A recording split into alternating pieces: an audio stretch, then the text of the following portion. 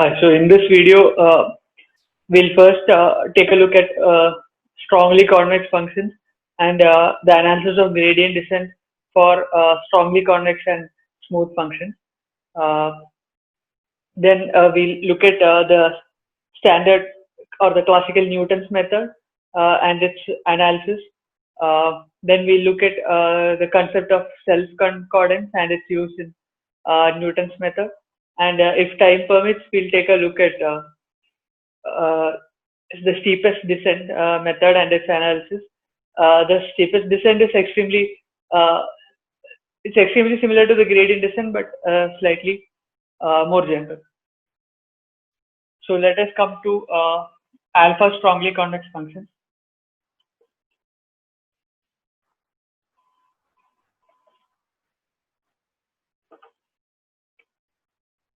So F is alpha strongly convex.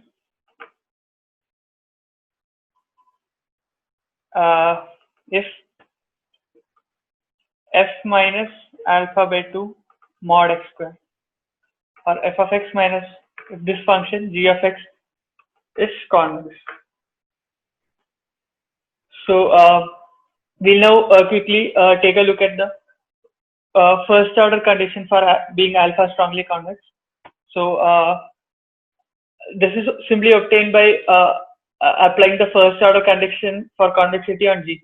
So the first order condition for convexity on G says that G of y is greater than or equal to G of x plus del G of x y minus x. And from this equation, we can see that del G of x is simply del f of x minus alpha x. So this is because del of the norm of x is simply x by norm x. So we'll now just substitute g throughout for all the terms in this. So we get that f of x minus alpha by 2 mod x square greater than or equal to f of y greater than or equal to f of x minus alpha by 2 mod x square plus del f of x y minus x. Sorry, del f of x minus alpha x y minus x. So we'll just expand this. Actually, this is, yeah. So we'll write f of y is greater than or equal to plus alpha by 2 mod y square minus alpha by 2 mod x square plus del f of x y minus x. So notice that these terms are just like the first order condition for convexity of f, but there are now these additional terms here, minus alpha x y minus x. So we'll group the terms f y greater than or equal to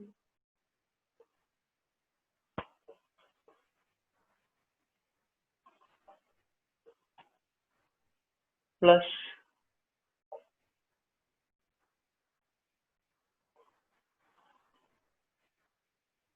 minus alpha xy plus alpha by 2. Yeah, so that's a small sign change from earlier. So this is the correct sign, plus alpha mod x square.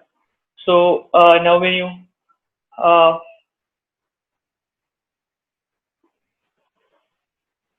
simplify this, you get f of x plus del f of x y minus x plus alpha by 2 mod y square plus alpha by 2 mod x square minus alpha xy.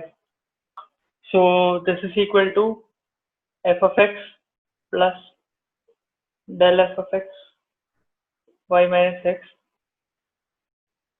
minus alpha by 2 mod x minus y the whole square. So so we get our first order condition for alpha strongly convex, namely f of y is greater than or equal to f of x plus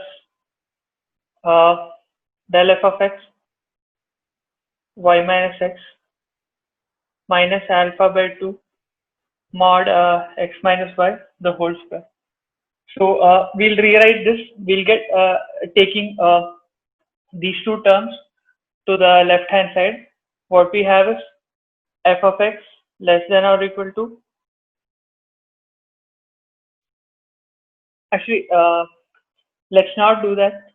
There was actually so this term is actually plus alpha by 2 mod x minus y square. So this is correct. So this is your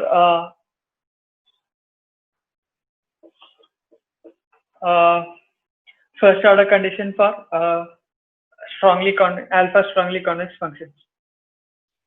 So we'll now take a look at second order condition for alpha strong convexity. So we had earlier defined that f of x is alpha strongly convex if and only if this function is convex.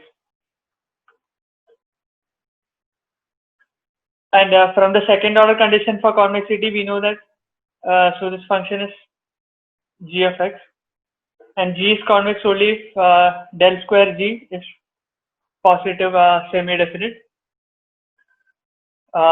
So you just apply del square on this function. We see that del square g is simply del square f minus alpha times the identity matrix. Therefore, essentially this is saying that del square f is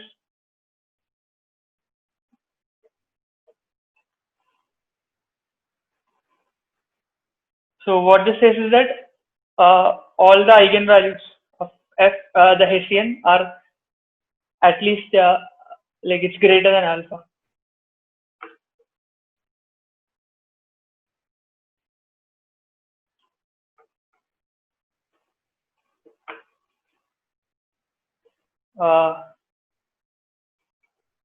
So we contrast this with the definition of beta smooth function. There we had seen that the second order condition for beta smoothness was that del square f is less than or equal to beta times the identity matrix. So that is all the eigenvalues of the Hessian are less than or equal to beta. So in some sense, this is like a opposite condition of smoothness. So we'll also quickly compare the first order conditions between alpha strongly convex and beta smooth. So we had just now seen that f is alpha strongly convex when f of y is greater than or equal to f of x plus del f of x y minus x plus alpha by 2 mod y minus x the whole square. And earlier we had seen that the first order condition for beta strongly convex beta smooth was that f of y was less than or equal to f of x plus del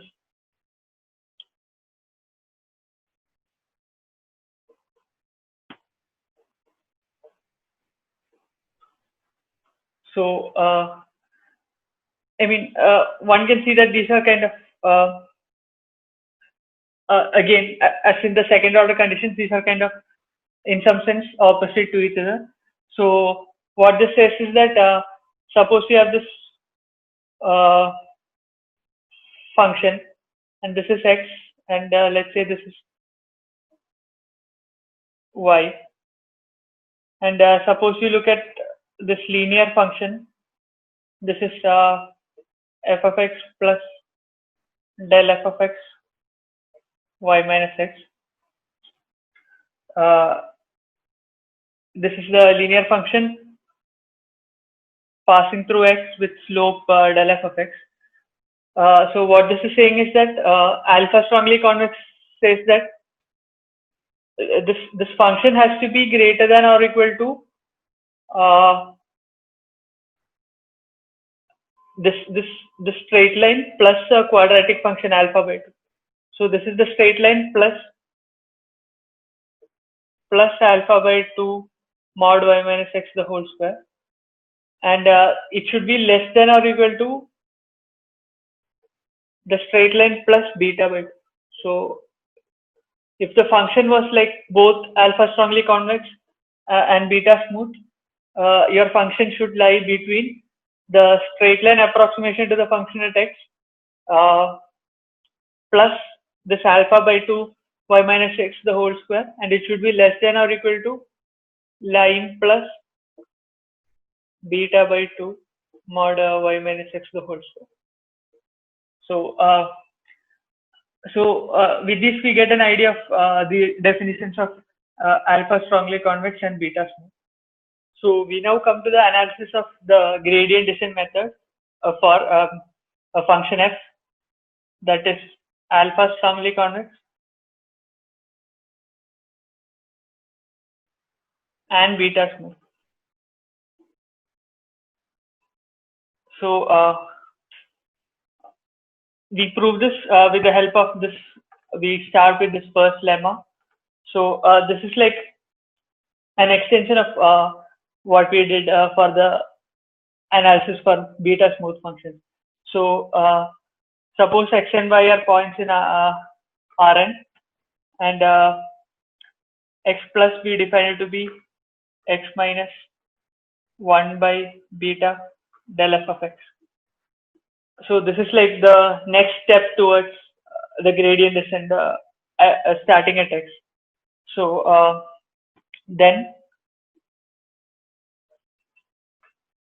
f of x plus minus f of y is less than or equal to del f of x y minus x minus alpha by 2 mod x minus y the whole square minus beta by 2 mod del f of x the whole square.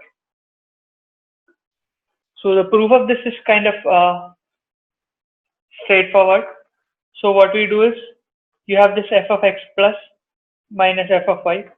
We write this as f of x plus minus f of x plus f of x minus f of y. And this we use the beta smoothness condition, and for this we use the alpha strongly convex condition. So we know from the beta smoothness condition that f of x plus minus f of x must be less than or equal to del f of x x plus minus x plus beta by 2 mod x plus minus x the whole square. Remember, x plus is simply x minus 1 by beta f of x. So let us take this to be, let's substitute that here. So you get del f of x minus 1 by beta del f of x plus beta by 2 to minus 1 by beta del f of x the whole square. So this will become 1 by 2 beta minus 1 by 2 beta mod del f of x the whole square. So sorry, there was a change here. It should be 1 by 2 beta. And now we apply the alpha strongly convex condition on this. This says that f of x minus f of y is less than or equal to uh, del f of x minus y minus alpha by 2 mod x minus y the whole square. Now just combine these two. I mean, add these two here. Add these two right hand sides. You get f of x plus minus f of y is less than or equal to del f of x into x minus y minus alpha by 2 mod x minus y the whole square minus 1 by 2 beta mod del f of x the whole square. So this is exactly what we wanted to prove. Uh, so we are done. So with this lemma, we can prove the convergence bound for a gradient descent for alpha strongly convex and beta smooth function. So we are in the gradient definition. We know that this is our definition. So we are taking eta to be 1 by beta, just as in the beta smooth case. So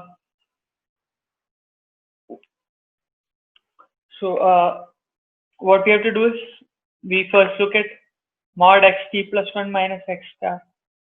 This is the optimum point.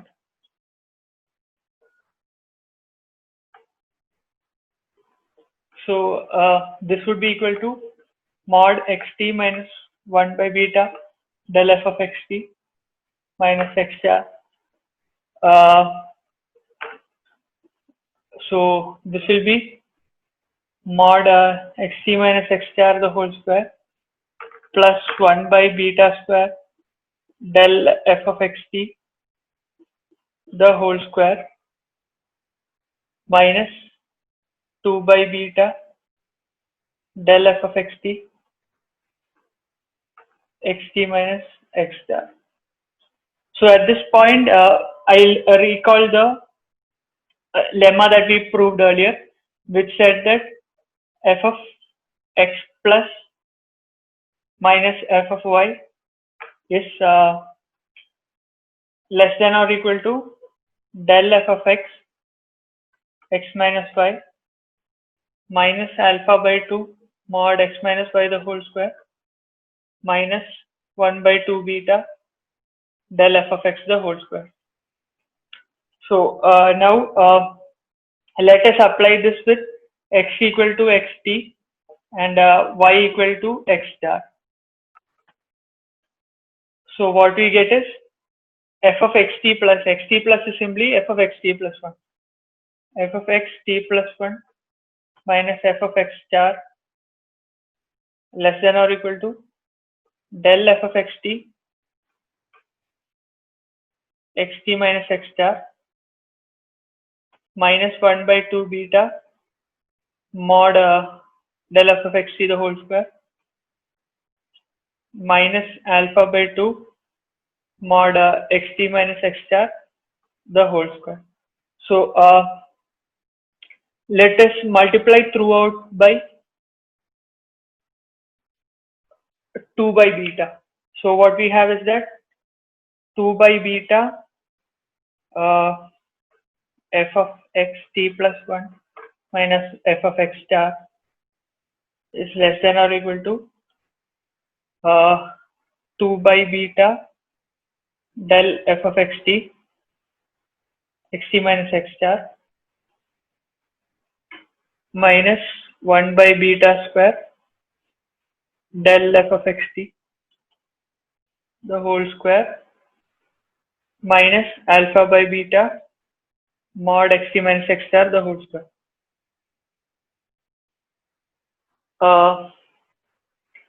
So we notice this, that the term that we want here, 1 by beta square, this is exactly this term. So we'll now substitute. So before we substitute that, we note that f of xt plus 1 minus f of x star is always greater than or equal to 0 because this is the minimum value, optimal value. Therefore, 2 by beta del f of xt minus x star minus 1 by beta square del f of xt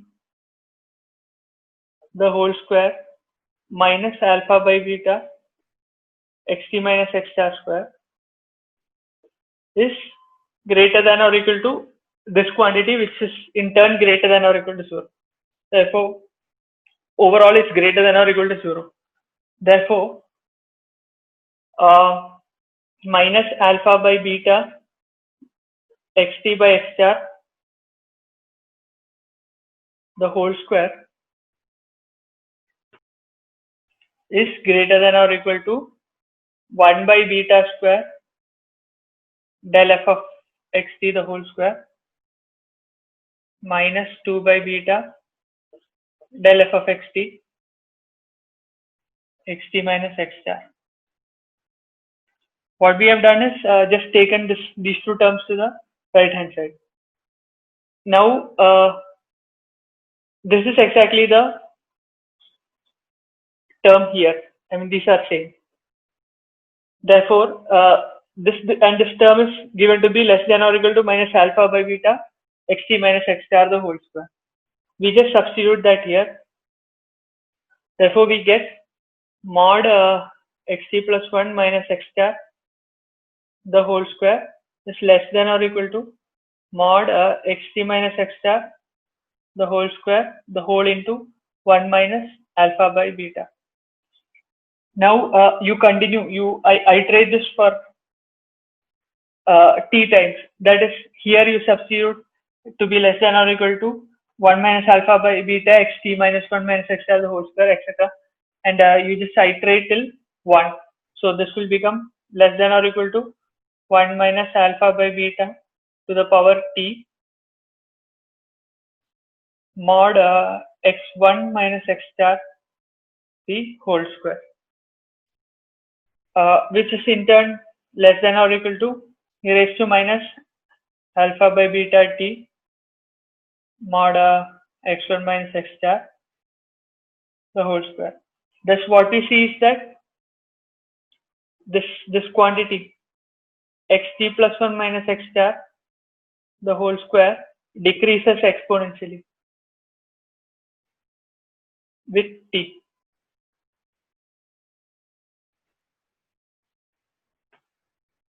So we'll now use this important result or a useful result to show the convergence of gradient descent. So we have just proved that xt plus 1 minus x star the whole square is less than or equal to e raised to minus alpha by beta t mod x1 minus x star the whole square. So let us now apply the beta smoothness condition on so remember, the beta smoothness condition says that f of y minus f of x is less than or equal to del f of x y minus x plus beta by 2 mod y minus x the whole square. We'll apply 2y equal to xt plus 1 and x equal to x star. So because it's unconstrained and this means that the gradient at the optimum must necessarily be 0. Therefore, we get that f of xt plus 1 minus f of xt is less than or equal to beta by 2 x star beta by 2 mod xt plus 1 minus x star the whole square, which in turn is less than or equal to beta by 2 e raised to minus alpha by beta t mod x1 minus x star the whole square.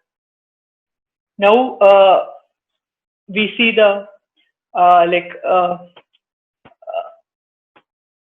the error term is like exponential in the number of steps. Therefore, if you wanted this quantity to be less than epsilon, what you wanted to choose was e raised to minus alpha by beta t is less than uh,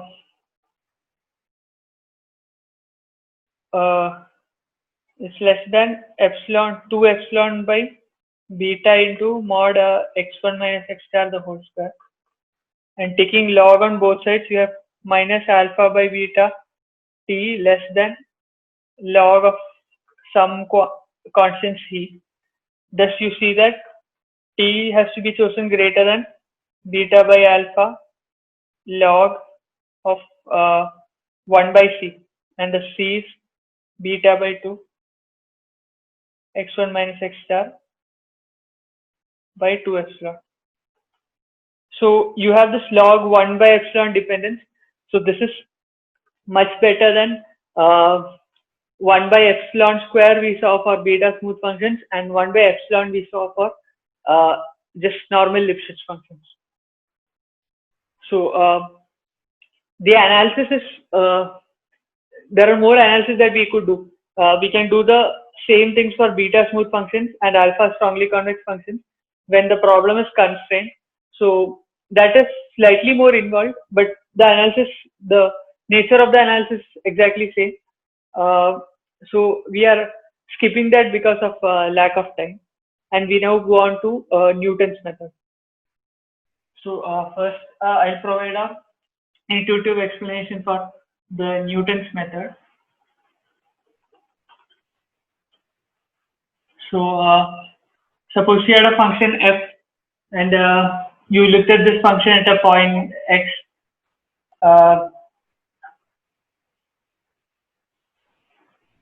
Let's say, let's Taylor expand this function x up to 2 orders. So around this point x, so you have f of x plus x being approximately equal to f of x plus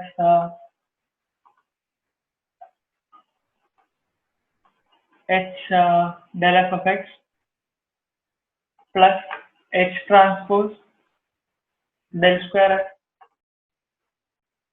matrix times h. So and plus higher order terms in h. So now let us look at this function of h. So like some g of h is like h del f of x plus h transpose del square f of x times h. So this is like a quadratic function in h, and if this matrix is positive semi-definite, then this g of h will be convex. So you can find this the unique minimum of this quadratic function, and if this is positive definite, then the unique minimum can be given by just taking del g of h to be equal to 0, where the gradient is with respect to h. So that you will get del f of x is h times del square f of x, the h star, h min, and h star is simply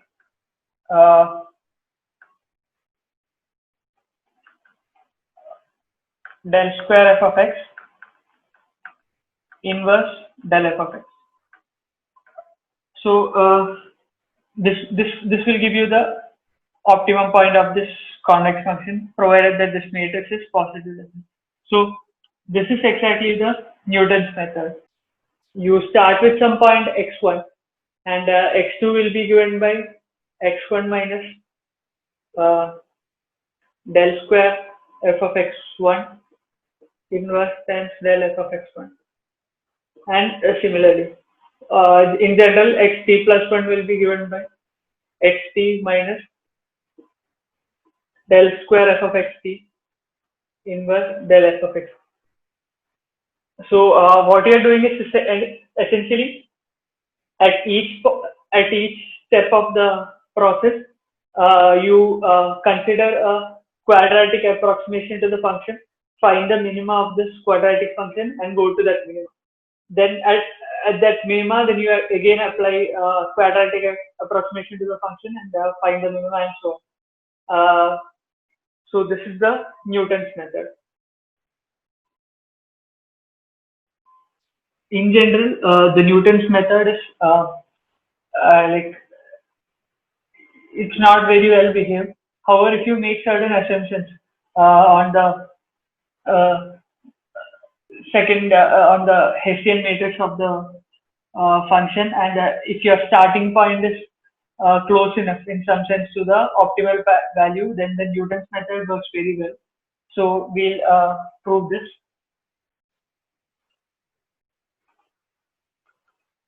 It's actually not a lemma, it's like statement.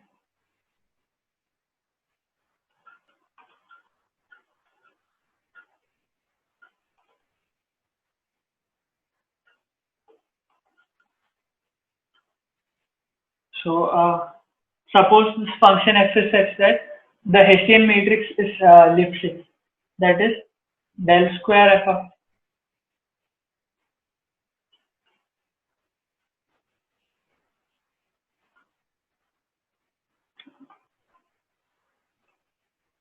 note that here it is the Euclidean 2 now. However, the Hessians are matrices, so this is the matrix now.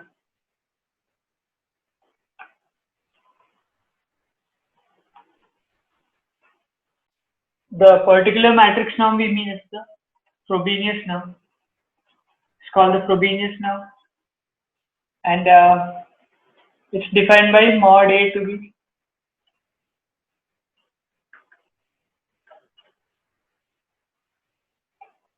it's simply the 2 norm of like a row vector consisting of all the entries of the matrix. And one can also show that AX is less than or equal to mod A times mod X. So the way to see this is simple. So if you look at this mod AX, it will be square root of the first column vector of the first row vector of A, let's call it A1 dot x the whole square, etc. AN dot x the whole square. And you apply, this is like an inner product between this vector A1 and the vector x. Apply Cauchy-Schwarz inequality. This should be less than or equal to mod A1 square and mod x square plus etc. plus mod AN square mod x square, and you just take the mod x out, square root of mod A1 square plus etc. mod AN square, and this is exactly by the Frobenius now. We won't write this f, but this whole thing, this is exactly equal to mod x mod A. So with this we now come to the proof of the Newton's method. So we did not finish writing the assumptions of the when the convergence happens. So the first assumption was that the Hessian matrix has is Lipschitz. The first assumption. The second assumption was that the x1 minus or the Hessian matrix at the optimal value is strictly positive definite, and eigenvalues are greater than or equal to this quantity mu. And the third assumption is that the starting point is less than or equal to the starting point of the Newton's method differs from the optimal value by mu by 2m. So with this we can now prove the analysis. So the analysis is based on this. Actually, the fundamental theorem of calculus results that very similar to what we did for beta smooth functions, and that is del f of y minus del f of x or rather del f of say x plus h minus del f of x is given by integral 0 to 1 ds del square f of x plus hs. So h is some vector and s is a scalar quantity that goes from 0 to 1. So hs is some vector that goes from 0 to h, and this matrix acting on this h.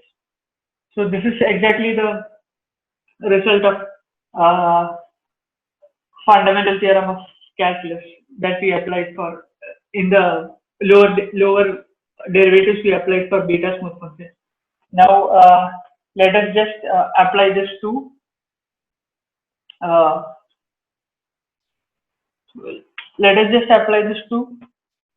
x equal to x star, the optimum value, and x plus h is xt.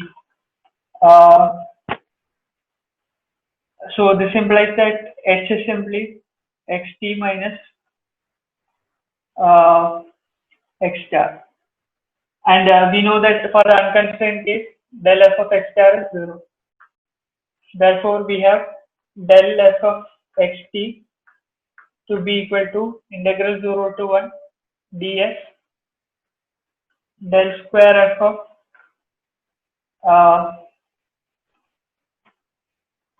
x star plus s into xt minus x star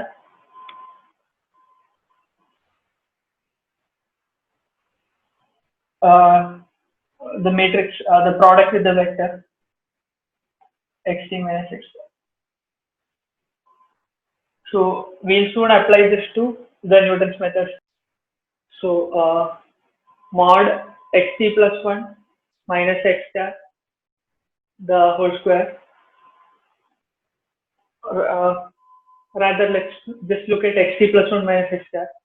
That would be given by xt minus x star minus del square f of xt inverse del f of xt. Remember, we had earlier defined this to be our Newton's step, or the step in the Newton's method. Now we have just written here the expression for del f of xt. We'll just substitute that here. This is equal to xt minus x star minus del square f of xt inverse integral 0 to 1 ds del square f of x star plus s into xt minus x star multiplied by xt minus x star. Now we'll take this matrix outside. We do that by multiplying here by del square f of xt and multiplying the inverse on the left. So you get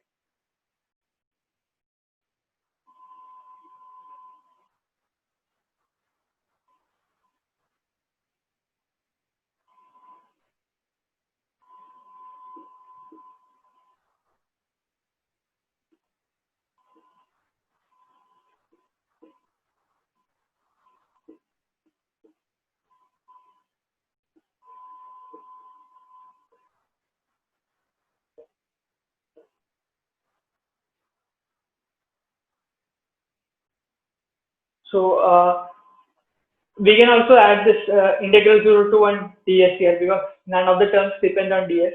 So you can simply take that also inside.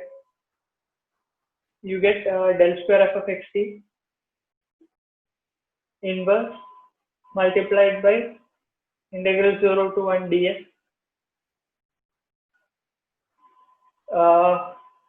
del square f of xt minus del square f of x star plus s into xt minus x star multiplied by xt minus x star. Okay. So we'll now take the norm on both sides. So taking the norm on both sides, we get that xt plus 1 minus x star is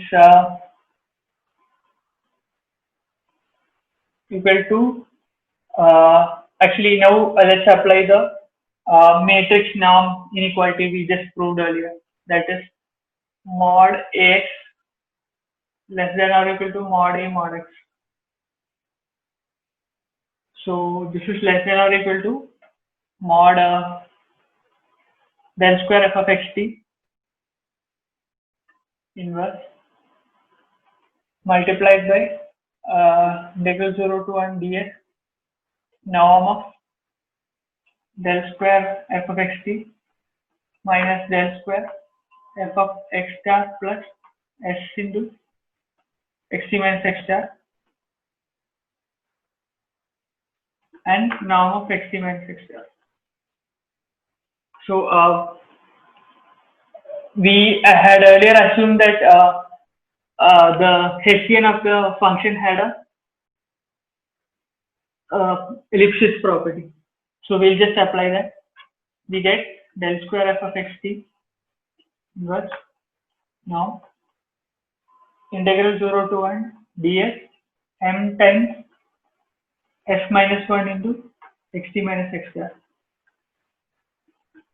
and overall that's this xt minus x star.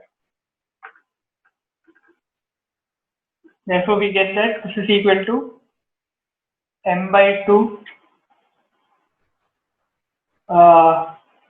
mod del square f of xt inverse and xt minus x star the whole square. So apart from this term, we already have a quadratic convergence. So we'll now try to apply our other conditions, namely the Hessian of the matrix at the optimum point must have eigenvalues greater than or equal to mu, and the starting value should be in some neighborhood of the optimal point. So we'll use these two conditions and provide an Noether expression for the convergence of the Newton step. So I'll rewrite the previous step. We had earlier got that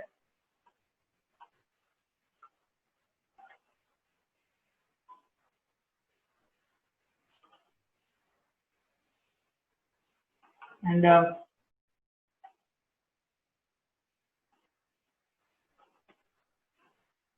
now we recall the Lipschitz property of the Hessian. It said that del square f of y is less than or equal to m x minus y.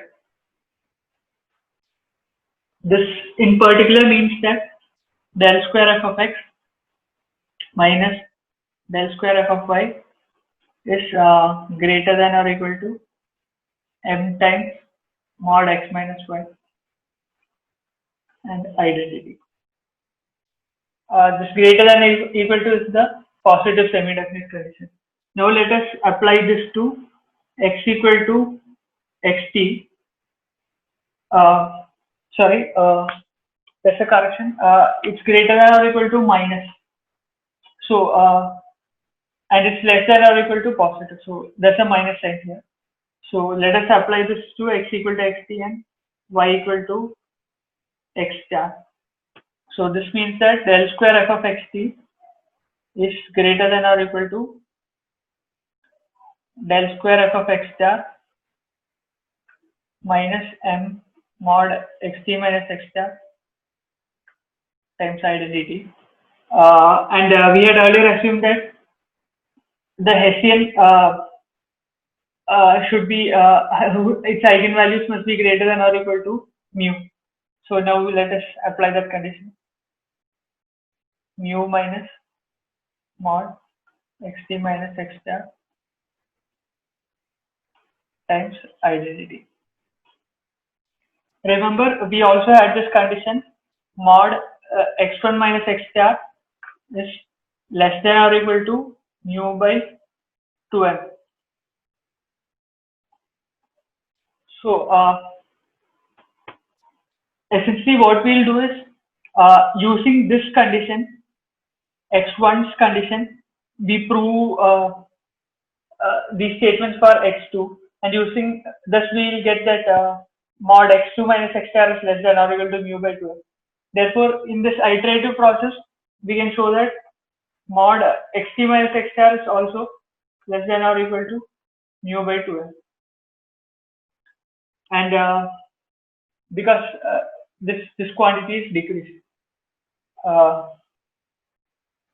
Therefore, we get that del square f of xt is greater than or its eigenvalues are greater than or equal to mu by 2 times identity,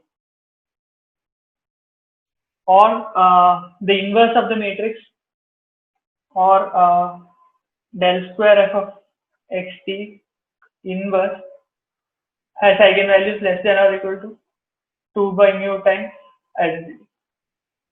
We'll now just simply apply this here.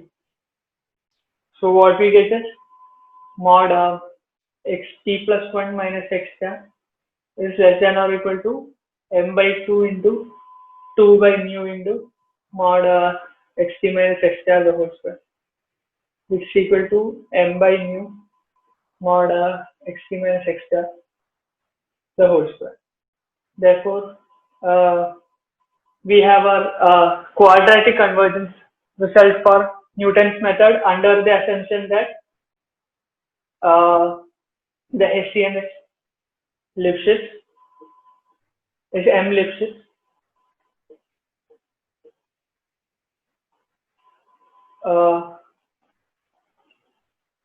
The Hessian at the optimum value has eigenvalues greater than or equal to mu, and the starting point is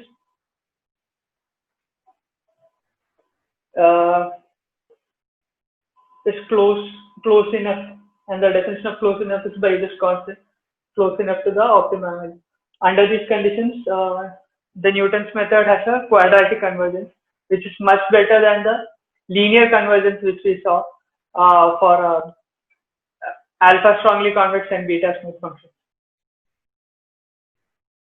So let us now discuss the affine independence property of the Newton's method.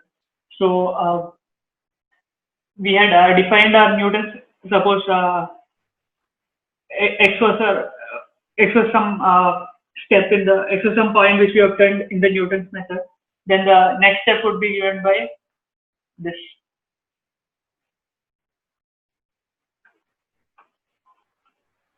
So let us do the following transformation. Say, like, these are your axes, and you have now this is your x space. So you apply a transformation mapping x to some y, where y is given by a times x, where a is a invertible linear transformation. That is, determinant of a is non-zero, and y is given by ax. So this is your y space. Let us define this. Let us like we have this function in the x space. Let us define psi of y to be f of a inverse y. So that is, you have this space here, x space here, and at some point x you have the value f of x, and you map this to y where y is given by ax, and the value of psi at y is simply the value of f at x. That is this definition. The x corresponding to the y. So now let us apply the Newton's step in the y space to this function psi. Therefore, y plus will be given by y minus del square psi of y inverse del psi of y. Now we'll write del square psi and del psi in terms of del square f and del f. So suppose we had this relation psi of y is f of b times y. Then del y psi I is del I psi is simply del I f of b times y. And so this will be, let's write y in order to know we are differentiating with respect to y. So this will be del x I f of by multiplied by del yi, or rather del xj del yi of dy j. So this will be del f of by, and this will have bji. This is simply b transpose del f of by. And let us look at del square psi. In a similar fashion, we can show that del square psi of y is simply b transpose del square f of by and b multiplied by b. Now let us apply this to b given by a inverse. Then the correct relations would be del psi of y is a inverse transpose del f of a inverse y, and del square psi of y would be a inverse transpose del square f of a inverse y and a inverse. Now let us calculate y plus from this equation. So y plus will be simply given by y minus this inverse.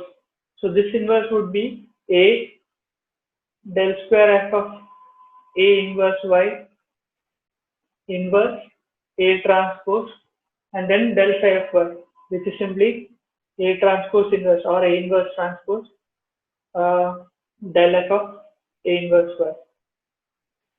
So this is simply y minus a times del square f of a inverse y and del f of a inverse y. And we see that this is simply a times x plus, because this is x, and that's an a sitting here, and y is simply ax. So this is exactly equal to y plus is exactly equal to ax plus. So what this means pictorially is that you are in your x space and you are in your y space here. You started with some point x whose corresponding mapping was y, where y is given by a times x. So there's an a acting through this line. Now you calculate the next step of the Newton's method given by x plus. Then what this is saying is that the corresponding next step in the y space is simply given by this transformation a being applied. Or we say that Newton's method is affine invariant.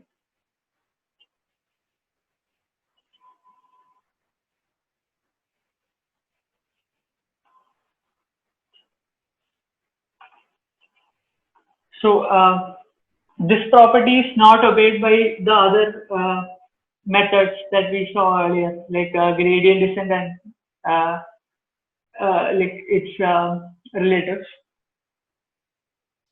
So now we recall that all our properties that were required for the convergence of the quadratic convergence of the Newton's method were written in terms of uh, the Euclidean norms. So we had conditions like del square f of x minus del square f of y is less than or equal to m mod x minus y. That is the Hessian matrix of ellipses. But if you now do an affine transformation and go to a new space, these properties like uh, they're not they're not conserved. Like for example, a property like x1 minus x star, the region of convergence is less than or equal to mu by 2n. And these properties, etc., it's not evident that they are invariant under affine transformation. However, the Newton's method itself is affine invariant. So we try to uh, write involve quantities that are affine invariant. So that's where the idea of self-concordance comes from. So before we go to that, we motivate this definition of self-concordance by writing this particular inequality uh, in a different way. So we had this Lipschitz property for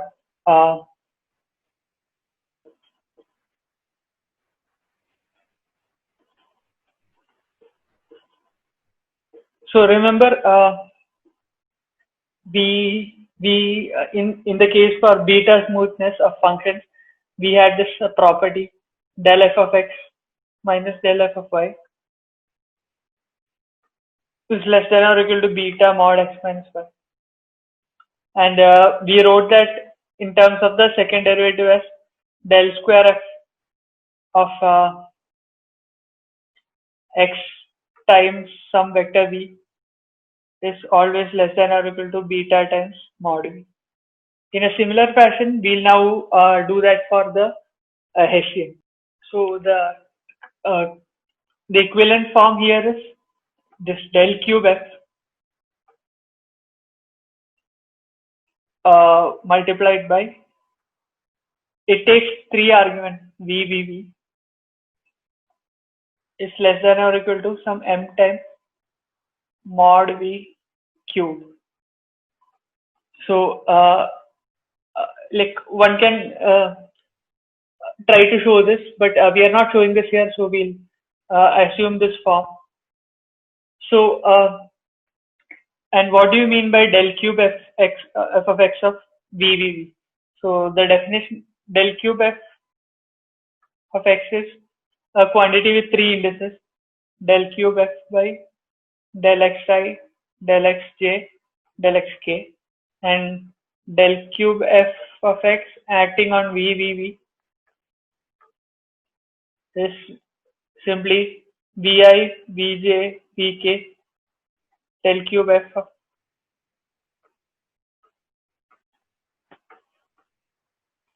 And notice that this quantity is affine invariant. That is, if you perform a transformation x to ax, which is y, this quantity is affine invariant. But the term on the right hand side is the Euclidean norm. This is not affine invariant. This is where self-concordant functions come up. We try to make the condition such that we try to make this right hand side quantity also affine invariant. With this motivation, we define self-concordant functions.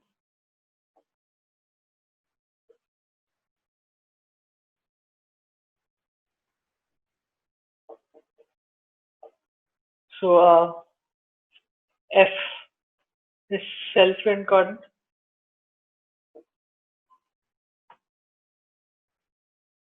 if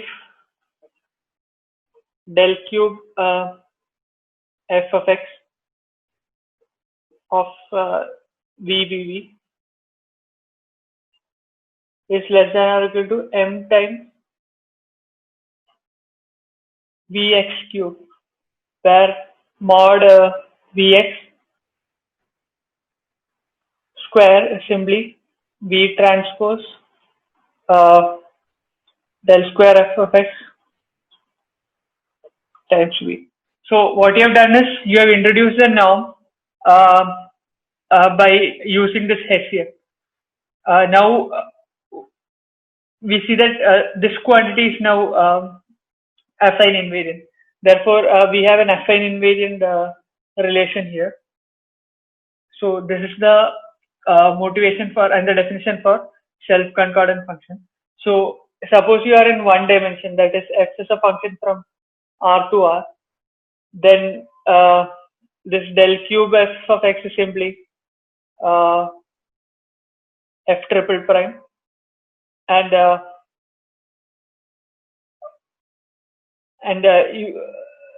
these are just numbers now. So you get the condition that f triple prime of x is less than or equal to some m times f double prime of x to the power 3 by 2.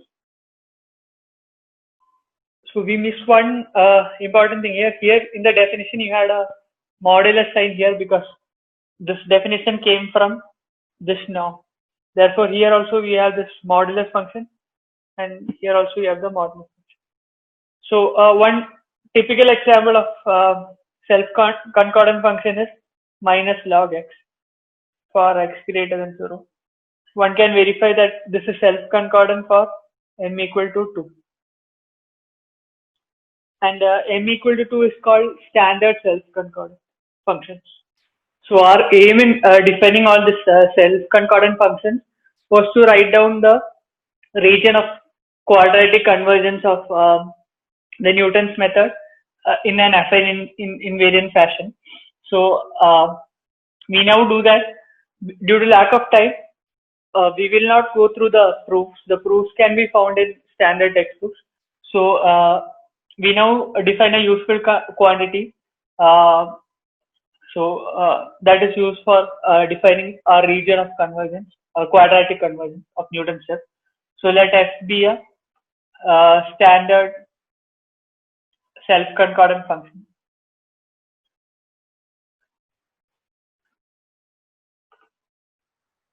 Then the Newton decrement.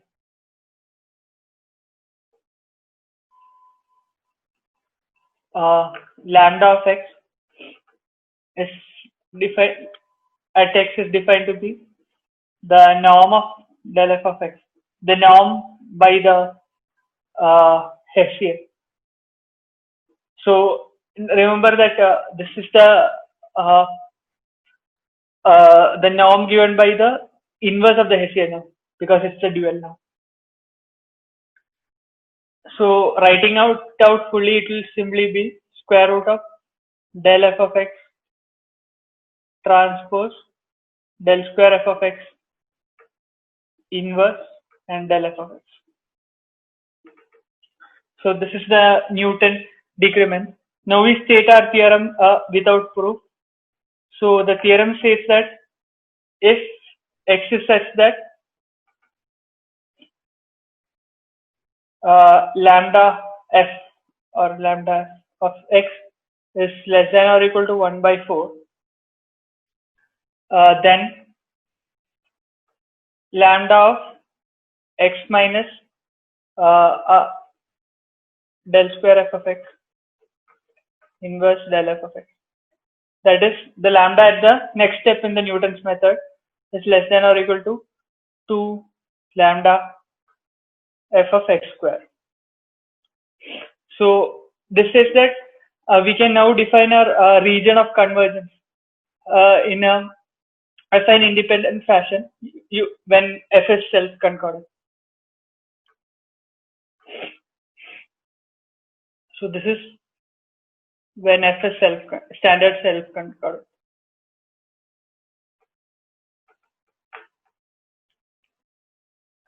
So this is the quadratic convergence of the Newton step, and this is you can now define the region of quadratic convergence in an affine independent fashion, and this is given in this by this. So we are stating this without proof. The proof can be found in Boyd among other textbooks. So we conclude our discussion on Newton's method with this.